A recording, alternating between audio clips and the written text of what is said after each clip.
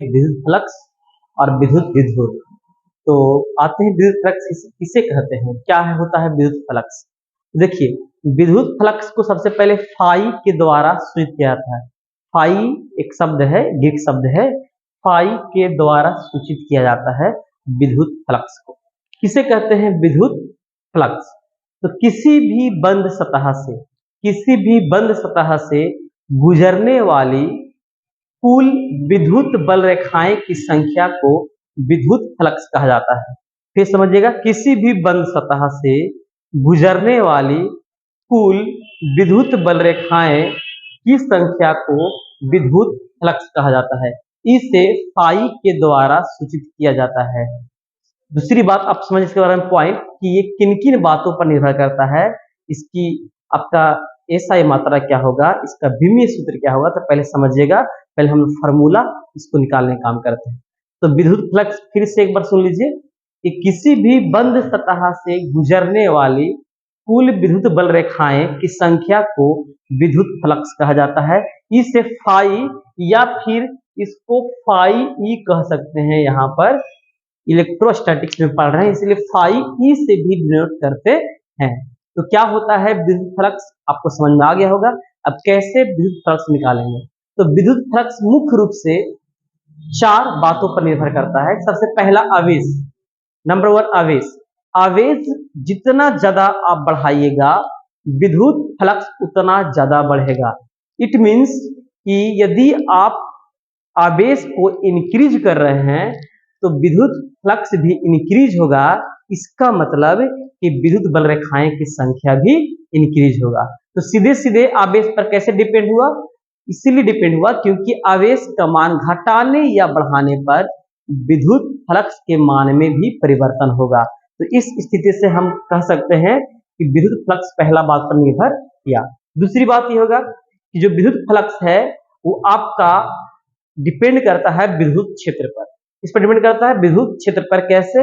विद्युत क्षेत्र का मान जितना ज्यादा होगा विद्युत फ्लक्स का मान भी उतना ही ज्यादा होगा। यदि विद्युत क्षेत्र का मान जितना कम होगा तो विद्युत फ्लक्स भी उतना ही कम होगा।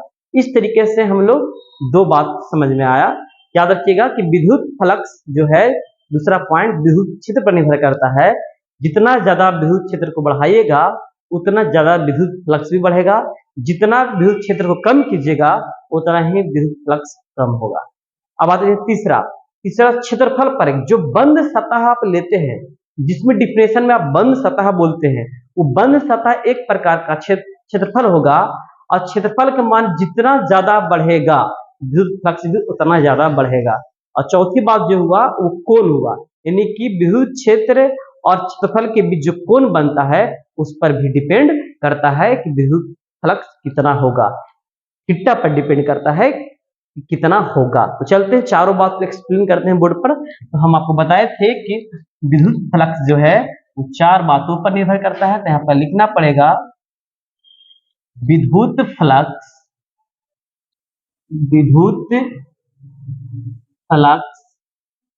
निम्न बातों पर निर्भर करता है। निम्न बातों पर निर्भर करता है। निम्न बातों पर निर्भर करता है। तो हम आपको बताएं, नंबर 1 आवेश। आवेश यानी कि Q। कैसे? यहाँ पर समझिए, जो विद्युत फ्लक्स होगा वो आवेश के समानुपाती होगा। पहली बात ये याद रखिएगा, जो विद्युत फ्लक्स होगा वो आवेश के समानुपाती होगा। हम जस्ट बताएं कि आवेश को इंक्रीज या डिक्रीज कीजिएगा तो ये भी इंक्रीज या डिक्रीज होगा। जैसे जैसे आवेश में परिवर्तन होगा वैसे वैसे इसमें होगा। समानुपाती के मतलब पहला यदि चर बढ़ रहा है दूसरा भी बढ़ेगा, पहला घटेगा दूसरा भी घटेगा। तो ये हुआ। दूसरी बात किस पर निर्भर किया? विद्युत क्षेत्र पर, इलेक्ट्रिक फील्ड पर। विद्युत क्षेत्रफल यानी इसको बोलते हैं इलेक्ट्रिक फील्ड पर, इस पर भी निर्भर करेगा इलेक्ट्रिक फील्ड। कैसे करेगा? तो फाई ई जो होगा वो समानुपाती ई होगा। इसको समीकरण फर्स्ट मान लेते हैं। जो तीसरा है वो तीसरा जो करेगा वो बंद सतह का क्षेत्रफल, बंद सतह का क्षेत्रफल। तो फाई ई, अब बंद सतह को ए से डिनोट करते हैं यानी एरिया, इसको समीकरण सेकंड मानते हैं। और जो फोर्थ में हुआ वो कोण थीटा पर, वो कोण थीटा पर निर्भर करेगा। कैसे करेगा? थीटा का मान पर निर्भर करेगा। बताएंगे कैसे निर्भर करेगा। ये हुआ 4 बातों पर विद्युत फ्लक्स निर्भर करता है। अब समझिएगा कि विद्युत फ्लक्स जो है, पहला समीकरण बोर्ड पर देखिए और दूसरा समीकरण, ये दोनों समीकरण से हम एक नए फॉर्मूला का निर्माण करते हैं। यहाँ पर ही समीकरण फर्स्ट तथा समीकरण सेकेंड को आपस में तुलना करने पर, आपस में तुलना करने पर तो हो जाएगा फाई ई बराबर ई ए, इस तरीके से हो जाएगा। जैसे तुलना के दोनों में गुना हो जाएगा। उसके बाद यहां पर समझिएगा ये हो जाएगा आपका जो क्षेत्रफल है वो सदिश राशि होती है, और एरिया भी यहाँ पर सदिश राशि माना जाएगा क्योंकि इसका एक डायरेक्शन है। तो फिजिक्स में इसमें एक डायरेक्शन है, इसमें कंप्लीट डायरेक्शन दिया गया, इसीलिए यहाँ पर एरिया को सदिश मानेंगे। लेकिन जनरली अगर एरिया पूछा जाए तो वो अदिश राशि होती है, और ई भी सदिश राशि पहले से है, और यहाँ पर सिर्फ एरिया सदिश राशि होगा। तो ऐसे स्थिति में यहाँ पर इस तरीका से एक फार्मूला निर्माण हुआ, और यहाँ पर हम लिख देते हैं कौन क्या है। जहां ई वेक्टर बराबर विद्युत क्षेत्र और ए जो है वो बंद सतह का क्षेत्रफल, बंद सतह का क्षेत्रफल हो गया। उसके बाद यहाँ पर लिखिएगा कि फाई ई बराबर विद्युत फ्लक्स है। यहाँ पर जो बीच में देख रहे हैं ना ये बूंदा टाइप का, ये डॉट इसको कहते हैं, डॉट। ये डॉट है, गुना नहीं है। ये डॉट है, गुना का चिन्ह नहीं है, गुना का चिन्ह नहीं है, डॉट है ये, लेकिन गुना का चिन्ह नहीं है। अब इसको देखिए दूसरे कंप्लीट रूप में हम समझते हैं कि आखिर डॉट को हटाने पर, यहाँ पर डॉट को हटाना होगा। देखिए फिजिक्स में होता है एक डॉट, एक होता है क्रॉस। यदि डॉट हटेगा तो कॉस निकलेगा, और क्रॉस हटेगा तो साइन निकलेगा। तो ऐसे स्थिति में यहाँ पर फाई ई बराबर, यहाँ पर इसका सदी से हटा दीजिए ए, यहाँ पर कॉस थीटा। अब यहाँ पर गुना का चिन्ह आ गया, यानी कि आपका दो तरह का फॉर्मूला पूछा जाता है। एक है डॉट को रख करके, और एक है डॉट को हटा करके। जब डॉट को रखेगा तब कॉस हट जाएगा, और इसके माथा पर जो है वो सदिश का चिन्ह हो जाएगा। और जब डॉट को हटाइएगा और गुना लाइएगा तब कॉस बाहर निकल जाएगा, यानी फाई ई बराबर ई ए कॉस थीटा। और यहाँ पर फाई ई बराबर E vector dot A vector. ये दोनों फाई ई का ही फॉर्मूला, दोनों ही विद्युत फ्लक्स का फॉर्मूला। फर्क इतना है कि ये जो है ये डॉट में है, और ये जो है आपका गुना में है। जब डॉट हटता है तो कॉस बाहर निकल जाता है, तो हम आपको निकाल कर बता दिए। इस तरीका से आप यहाँ पर समझ गए होंगे कि विद्युत फ्लक्स किसे कहते हैं। तो विद्युत फ्लक्स 4 बात पर निर्भर किया। देखिए हम फोर्थ पर किया, अब आते हैं हम लोग फोर्थ कंडीशन लेते हैं कोण लेने पर। देखिए कंडीशन फोर्थ वाला बता रहे हैं, कंडीशन फर्स्ट, यदि थीटा बराबर 0 डिग्री लिया जाए, थीटा बराबर 0 डिग्री लिया जाए, तब फाई ई बराबर ई गुना ए कॉस थीटा। तो फाई ई बराबर ई गुना ए कॉस 0 डिग्री। कॉस 0 का मान 1 होता है, तो फाई ई बराबर ई ए गुना 1, तो फाई ई बराबर ई गुना ए, यानी यहां पर ये गुना का चिन्ह है, गुना। इसका मतलब क्या हुआ, ये मैक्सिमम हुआ। यहाँ पर मैक्सिमम विद्युत फ्लक्स, मैक्सिमम विद्युत फ्लक्स यहाँ पर होगा। यानी कि अगर पूछा जाए कितने डिग्री पर विद्युत फ्लक्स रेखाएं की संख्या यानी कि विद्युत फ्लक्स यानी विद्युत बल रेखाएं की संख्या अधिकतम होगी, तो 0 डिग्री पर। दूसरा कंडीशन जो है वो कंडीशन सेकेंड है, यदि थीटा बराबर 90 डिग्री लिया जाए, थीटा बराबर 90 डिग्री लिया जाए तो फाई ई बराबर ई ए कॉस थीटा। तो फाई ई बराबर ई ए कॉस 90 डिग्री, और कॉस 90 का मान कितना होता है? तो कॉस 90 का मान 0 होता है, इसलिए ई गुना ए गुना 0।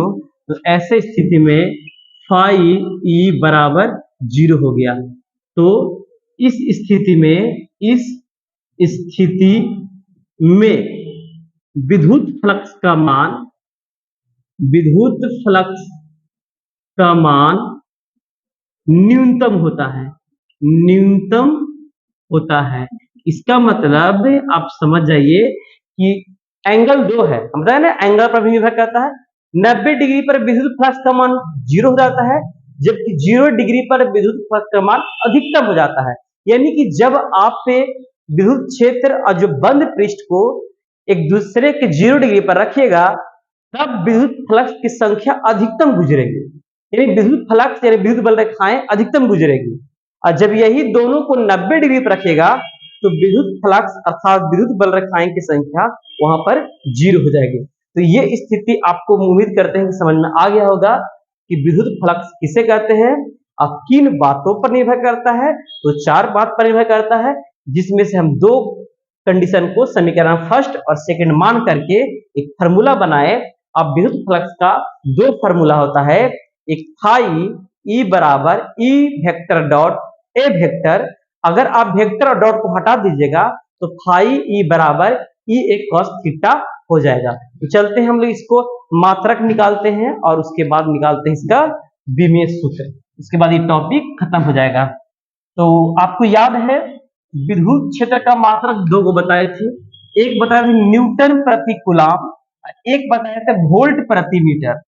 तो ऐसे स्थिति में यहाँ पर दोनों इस्तेमाल करेंगे कि कैसे इसका मात्रक हम निकाल सकते हैं, सिर्फ आपको याद करके रखना होगा। तो देखिए विद्युत फ्लक्स का मात्रक एवं विमीय सूत्र।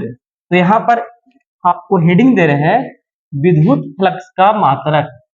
विद्युत फ्लक्स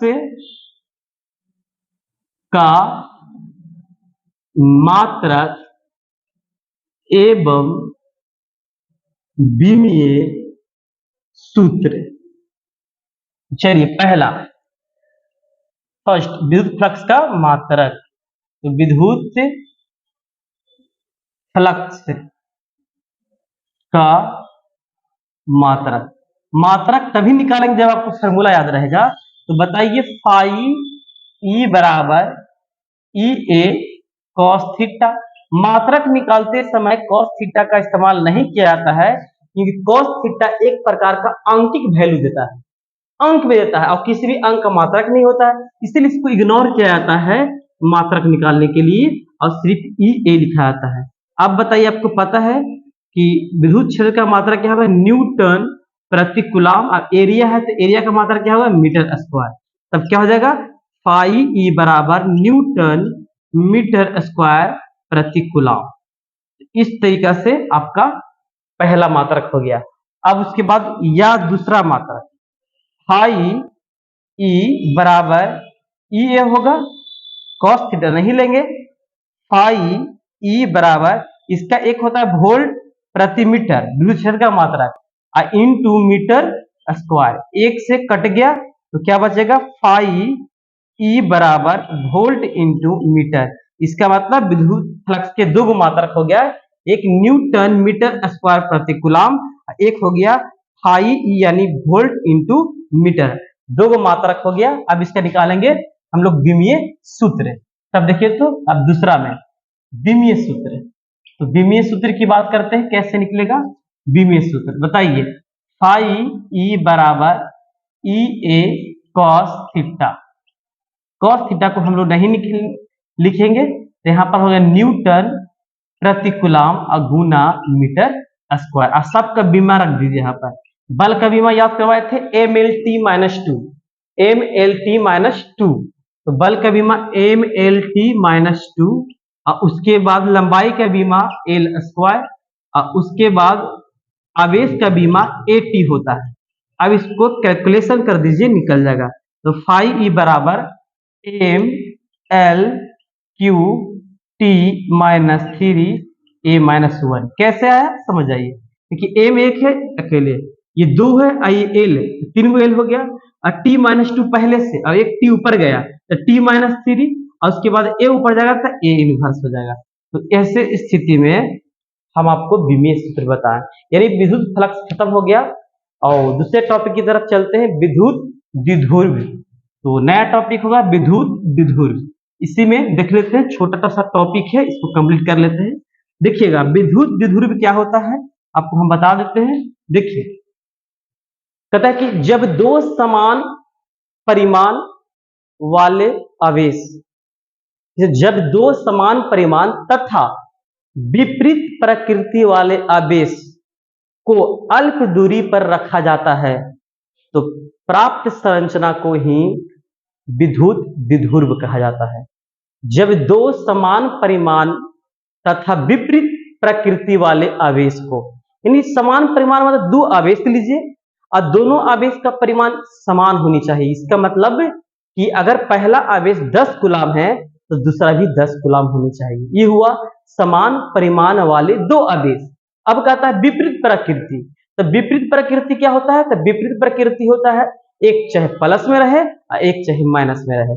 तो आप सुन करके लिख लीजिएगा डिफिनेशन कि जब दो समान परिमाण वाले तथा विपरीत प्रकृति वाले आवेश को अल्प दूरी पर रखा जाता है तो प्राप्त संरचना को ही विद्युत द्विध्रुव कहा जाता है। फिर से सुनिएगा, जब दो समान परिमाण तथा विपरीत प्रकृति वाले आवेश को अल्प दूरी पर रखा जाता है तो प्राप्त संरचना को विद्युत द्विध्रुव कहा जाता है। तो कैसे बनेगा देखिएगा इसका संरचना। जैसे मान लेते हैं कि एक यहां पर ले लेते हैं -Q और यहां पर लेते हैं +Q। ये Q1 और Q2 नहीं दिए, इसका मतलब ये समान परिमाण है और दोनों के जो बीच का डिस्टेंस होगा वो आपका 2L मान लेते हैं। और ऐसे स्थिति में यहाँ पर 12 माने हैं, तो ऐसा व्यवस्था जो प्राप्त होगा इसको विद्युत द्विध्रुव कहा जाता है। लेकिन एक विद्युत द्विध्रुव अघूर्ण होता है। तो जो पहला जो टॉपिक इसमें है ना, इसको विद्युत द्विध्रुव, विद्युत द्विध्रुव अलग हुआ, जिसको हम बताएं कि जब दो समान परिमाण वाले तथा विपरीत प्रकृति वाले आवेश को अल्प दूरी पर रखा जाता है तो प्राप्त संरचना विद्युत द्विध्रुव कहलाता है। लेकिन इसका डिफिनेशन अलग होगा। और एक और जो है इसी का रूप है, दूसरा रूप, इसको बोलते हैं विद्युत द्विध्रुव आघूर्ण, ऐसा बोलते हैं विद्युत द्विध्रुव आघूर्ण। तो विद्युत द्विध्रुव आघूर्ण से पहले कुछ बात हम लोग समझते हैं। देखिए पहले आप समझिए, एक होता है बल। तो बल जो होता है ना, बल का आप डिफिनेशन पढ़े हैं कि किसी भी वस्तु को धक्का देते हैं तो उसकी स्थिति में परिवर्तन होना ही कह सकते हैं कि उस पर बल लगा है। ऐसा स्थिति हम लोग बोलते हैं बल का डिफिनेशन, कि बल एक वैसी भौतिक राशि है जो किसी भी वस्तु पर लगाने के बाद उसके अवस्था में परिवर्तन होता है, तब हम कह सकते हैं कि उस पर बल कार्य किया। एक होता है बल, एक होता है बल आघूर्ण, एक होता है बल, दूसरा होगा बल आघूर्ण, बल आघूर्ण, और तीसरा होगा वो जड़त्व आघूर्ण, जड़त्व आघूर्ण। और उसके बाद आपका जो चौथा होगा जो हम अभी पढ़ा रहे हैं, विद्युतीय द्विध्रुव आघूर्ण। यानी पहला बल हुआ, दूसरा बल आघूर्ण हुआ, तीसरा जड़त्व आघूर्ण हुआ और उसके बाद चौथा विद्युतीय द्विध्रुव आघूर्ण होगा। देखिए इस क्या अंतर है, इसमें कॉमन अंतर हम आपको बता देते हैं, बल। तो हम अब जस्ट बताएं कि बल एक भौतिक राशि होती है जो किसी भी वस्तु पर लगाने के बाद उसके स्थितियां या अवस्थाओं में परिवर्तन कर दे, तब उससे हम कह सकते हैं कि बल लगाए हैं। एक है बल आघूर्ण, दोनों में क्या अंतर, इसको केवल एफ से सूचित करते हैं, एफ से फोर्स, इसको टॉ से सूचित करते हैं, टॉ, बल आघूर्ण को टॉ से सूचित करते हैं। जड़त्व आघूर्ण को भी टॉ से करते हैं, इसको जो करते हैं पी से करते हैं। अब समझिएगा ध्यान से क्या होगा कि बल किसे कहते हैं, तो बता दिए बल आघूर्ण क्या होता है। देखिए जब पहलका वाला जो बल है, सिंपल बल, जब भी किसी वस्तु पर लगता है उसका ग्राफ सरल रेखा हो जाता है। यानी आप जैसे किसी वस्तु पर बल लगाते हैं तो एक सीधी डायरेक्शन में बल लगता है।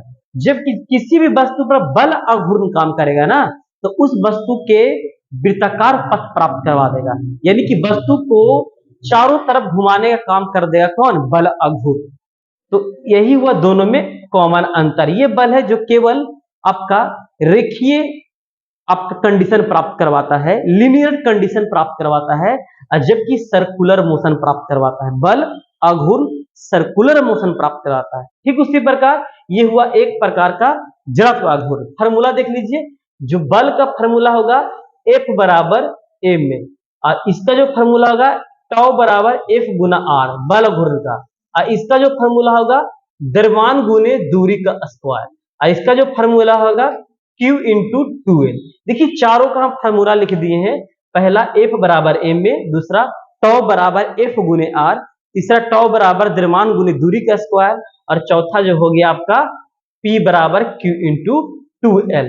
इस तरीका से हम लोग चार तरह के आघूर्ण को समझे हैं। तो हम पढ़ क्या रहे, एक विद्युत द्विध्रुव जिसको हम बता चुके हैं, और एक है विद्युत द्विध्रुव आघूर्ण। तो इसमें क्या कहेंगे, इसको सिंपल डिफिनेशन दे सकते हैं कि जब दो समान परिमाण वाले आवेश में से किसी एक आवेश तथा दोनों आवेशों के बीच की दूरी का गुणनफल ही विद्युतीय द्विध्रुव आघूर्ण कहा जाता है। इसका मतलब कि समझिएगा, जब दो समान परिमाण वाले आवेश में से किसी एक आवेश तथा उसके बीच के अल्प दूरी का गुणनफल ही विद्युतीय द्विध्रुव आघूर्ण कहा जाता है। और जबकि विद्युत द्विध्रुव होगा दो समान परिमाण तथा विपरीत प्रकृति वाले आवेश को अल्प दूरी पर रखा जाता है, तब उसे विद्युत द्विध्रुव कहते हैं। तो विद्युत द्विध्रुव या आपका विद्युतीय द्विध्रुव आघूर्ण, आप इसका देख लीजिए मात्रक और बीमा, उसके बाद ये टॉपिक खत्म हो जाएगा। दोनों का डिफिनेशन बता चुके हैं। देखिएगा विद्युतीय द्विध्रुव आघूर्ण का जो पहला होगा मात्रक क्या होगा, तो मात्रक से पहले हमने इसके बारे में जो डिफिनेशन दिए हैं वो डिफिनेशन से फॉर्मूला निकाल लेते हैं। तो P बराबर जो होगा वो Q इंटू 2L होगा। P बराबर Q इंटू 2L, हम बताएं दोनों में से कोई एक आवेश और इसके बीच की दूरी के गुणनफल को ही क्या कहते हैं, विद्युत द्विध्रुव आघूर्ण कहते हैं। ये हो गया पहला। अब बी में हो गया, समझिएगा यह एक सदिश राशि होती है, यह एक सदिश राशि होती है, राशि होती है तथा इसका दिशा माइनस Q से प्लस Q की तरफ होती है। देखिए जब सदिश राशि होती है तो उसकी दिशा ज्ञात करना बहुत जरूरी है। पूछा जाता है कि बताइए विद्युत द्विध्रुव आघूर्ण की दिशा किस ओर से किस ओर होती है, तो माइनस Q से प्लस Q की तरफ होती है। यह एक सदिश राशि होती है और इसका जो फार्मूला होगा P बराबर Q इंटू 2L। यदि सदिश है तो इस पर वेक्टर का चिन्ह लगा दीजिए। और तीसरा जो निकालिएगा इसका मात्रक, तो बताइए कि इस मात्रक क्या होगा, फार्मूला के हिसाब से बता दीजिए। ये आवेश है तो आवेश का मात्रक कूलाम, ये लंबाई है 2 आंकिक वैल्यू है, इससे कोई मतलब नहीं। तो L को मीटर का तो कूलाम इंटू मीटर होगा, इसका मात्रक कूलाम इंटू मीटर होगा। अगर इसकी विमीय सूत्र की बात करें तो विमीय सूत्र जो होगा आपका m, देखिए ध्यान से इसमें m नहीं है इसलिए m0 एल है 1, टी नहीं है 0, ए आपका आवेश है ना, तो आवेश का बीमा जो होगा वो 80 होगा। तो ऐसे स्थिति में ए और टी होगा। इसको फिर समझिएगा, कुलाम तो यानी आवेश, आवेश का बीमा 80, एम है तो L1 और आपका द्रव्यमान नहीं है इसके लिए m0 जो है वो रखें। फिर समझिएगा कि कुलाम है और कुलाम का जो बीमा होता है 80 होता है, तो 80 रख दिए। और ये मीटर है, मीटर का जो बीमा होता है वो L होता है और द्रव्यमान नहीं है इसीलिए m के पावर 0 हो गया। उम्मीद करते हैं कि ये वीडियो आपको ठीक लगा होगा, तो आप देखते रहे कंटिन्यू और चैनल को सब्सक्राइब कर दीजिए और शेयर कर दीजिए। तो मिलते हैं नेक्स्ट वीडियो में, तब तक जय हिंद।